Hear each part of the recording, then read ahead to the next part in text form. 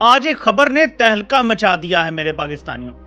क्यों? तो क्या हुई? इंडियन रेलवे तहलके पे तहलका मचा रही है। पहले वंदे भारत और अब हाइड्रोजन ट्रेन। देश की पहली हाइड्रोजन ट्रेन को प्रधानमंत्री नरेंद्र मोदी ने हरी झंडी दिखा दी है। My God!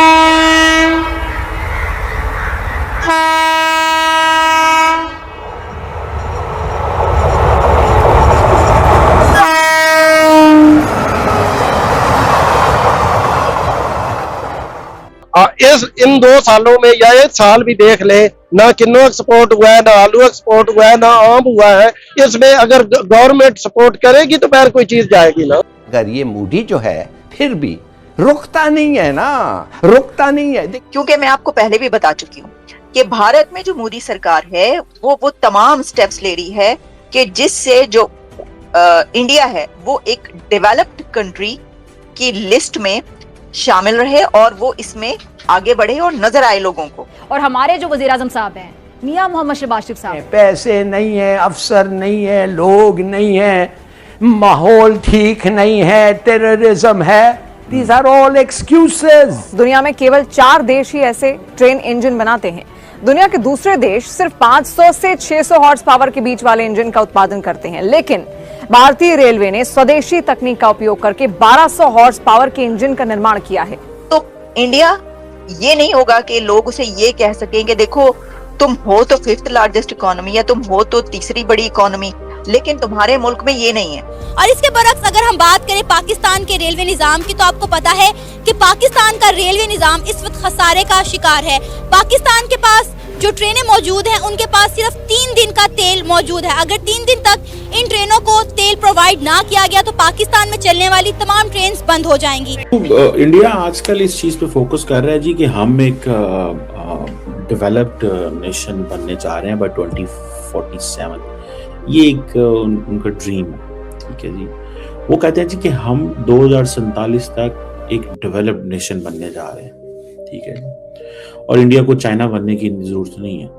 India needs to become the first India. वो चाइना बन भी तो नहीं सकते।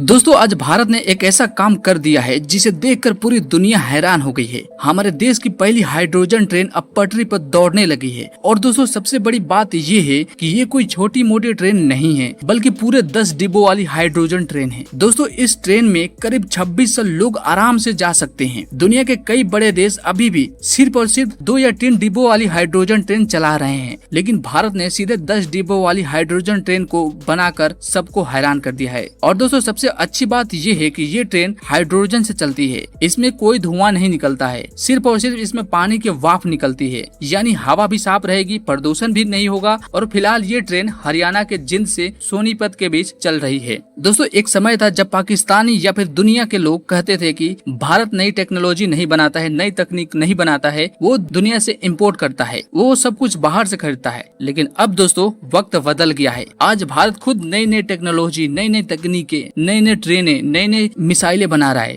जिसे देखकर पूरी दुनिया हैरान है। और दुनिया को ये भी दिखा रहा है कि हम किसी से कम नहीं हैं। दोस्तों, पीएम मोदी का सपना था कि भारत को हर क्षेत्र में आगे ले जाना है, चाहे रेलवे हो, सड़कें हो, नई टेक्नोलॉजी हो या फिर बड़े प्रोजेक्ट, हर जगह तेजी से काम हो रहा है। यही वजह है कि आज भी भारत लगातार नए रिकॉर्ड बना रहा है। अब जरा पाकिस्तान की देख लीजिए। पाकिस्तान में भुखमरी तो है ही, पाकिस्तान अपना सुई तक नहीं बना सकता है। पाकिस्तान में जो ट्रेनें पहले के बाबा आदम के जमाने की ट्रेनें चल रही है, उसी को घसीट कर चलाया जा रहा है। जब तक वो ट्रेन पटरी से उतर कर 2 टुकड़े या 10 टुकड़े ना हो जाए, तब तक वो चलाई जाती है। और धमकी ऐसे देते हैं इंडिया को कि लगता है कि ये सुपर पावर बन चुके हैं।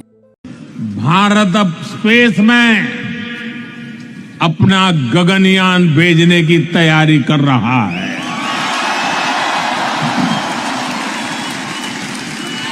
भारत अब अपना स्पेस स्टेशन बनाने के लक्ष्य पर चल रहा है। आपने कोयले से चलने वाली, बिजली से चलने वाली और डीजल से चलने वाली ट्रेनों के बारे में तो सुना होगा, मगर पहली बार इंडिया में हाइड्रोजन ट्रेन जो है वो बनने जा रही है।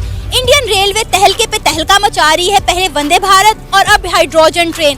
और इसके बरक्स अगर हम बात करें पाकिस्तान के रेलवे निजाम की, तो आपको पता है कि पाकिस्तान का रेलवे निजाम इस वक्त खसारे का शिकार है।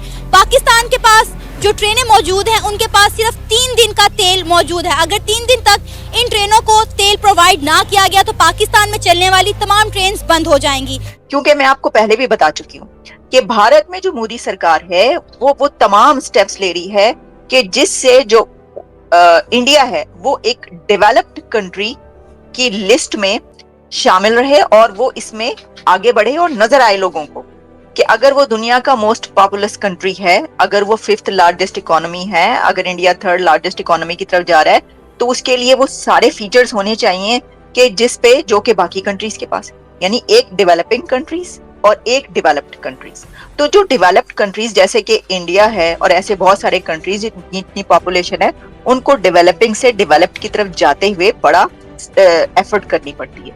तो इंडिया ये नहीं होगा कि लोग उसे ये कह सकेंगे देखो तुम हो तो 5th लार्जेस्ट इकोनॉमी या तुम हो तो तीसरी बड़ी इकोनॉमी, लेकिन तुम्हारे मुल्क में ये नहीं है। देखो अमेरिका में तो ये है, देखो यूरोप में तो ये, लेकिन तुम्हारे कंट्री में ये तो नहीं है।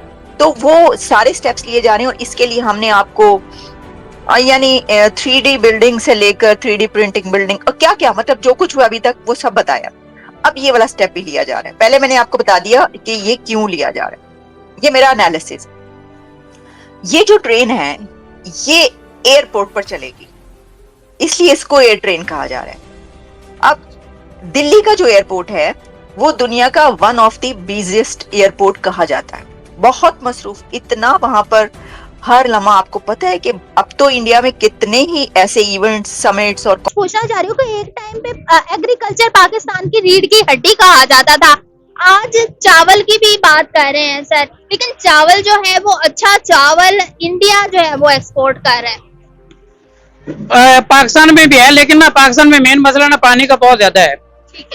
यानी कि पहले पानी पूरा होता था फसलों का, अब यानी कि इन्होंने पानी वो जो हमारे तो उधर डिस्ट्रिक्ट भावनगर में वो रोई है, सखर वगैरह, यानी कि उस साइड पे उन्होंने पानी छोड़ दिया नहर बना के, यानी कि इधर फिर किल्लत का हो गई है। करते हैं तो आप फॉर श्योर आप एक जो है एक कॉन्फ्रेंस अरेंज करके भी चेक कर लीजिएगा। यहाँ पे लोग बिल्कुल भी इंटरेस्टेड नहीं, यूथ इंटरेस्टेड ही नहीं है। तो जब इंटरेस्टेड ही नहीं है तो मिस कहाँ पे जाएगा। और यूथ के लिए इनिशिएटिव तो तब लिया जाएगा ना जब यूथ जो है इंटरेस्टेड होगी। तो अपर मैनेजमेंट को तो हम बाद में कहेंगे, जब लोअर मैनेजमेंट ही नहीं ठीक होगी तो हम किस तरह फिर नेक्स्ट लेवल पे जा सकते हैं। होगी करोड़ की होगी, जितनी अच्छी लग रही है लाखों की तो नहीं लग रही। तो पाकिस्तानी गाड़ियों के प्राइस बता रहे, तो इंडिया की मुझे रेट का नहीं ना पता, उनका क्या चल रहा है मुझे। 19 लाख की है ये गाड़ी। तो पाकिस्तानी कितने बनते हैं? पाकिस्तानी का तो नहीं पता, लेकिन पाकिस्तान में इससे छोटी सी कार भी 34 लाख। हाँ तो वो 19 लाख की इंडिया। अरे यार क्या बात है, मतलब कि हमें भी इंडिया में जाके गाड़ी लेके तो टैक्स भर के पाकिस्तान लेके आनी चाहिए। पाकिस्तान इतनी ध्यानदार नहीं है, वो चीज आपको इतने में बेचते जितने में आपको चाइना अच्छी रीसेल वाली बाइक मिल जाती है। पाकिस्तानी की रीसेल ही नहीं है, पैसे भी पूरे लेते हैं, फायदा क्या हुआ। लेकिन चीज अच्छी नहीं होती, चीज भी अच्छी नहीं होती, वो आप बेचने जाओगे वो नाम से मार खा जाएगी। आपको पता है इंडिया की जो 2 व्हीलर इस टाइम पे इंडस्ट्री है, बाइक की मैन्युफैक्चरिंग जो है इंडिया उसमें नंबर 1 पे, इंडिया नंबर 1 पे, और एक्सपोर्ट भी इंडिया कर रहा है इस टाइम पे बाइक है।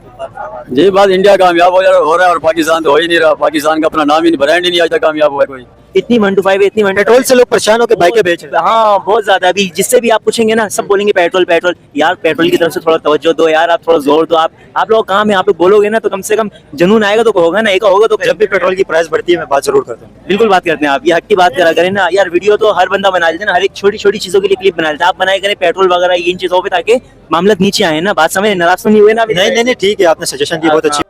लेकिन अब जैसे यूथ ज्यादा आ रही है तो वो अब इस चीज को कम कर रहे हैं कि अपनी कंट्री के अंदर रहकर जो अपॉर्चुनिटीज हैं, जितने हमारे पास रिसोर्सेज हैं, उनको अवेल करके और चीजें कोई भी न्यू इनोवेशन जो है ना वो यानी कि आपको लग रहा है कि अब वो यूथ आ रही है कि फ्यूचर में हम भी गाड़ियां बनाने का सोच सकते हैं? जी बिल्कुल सोच।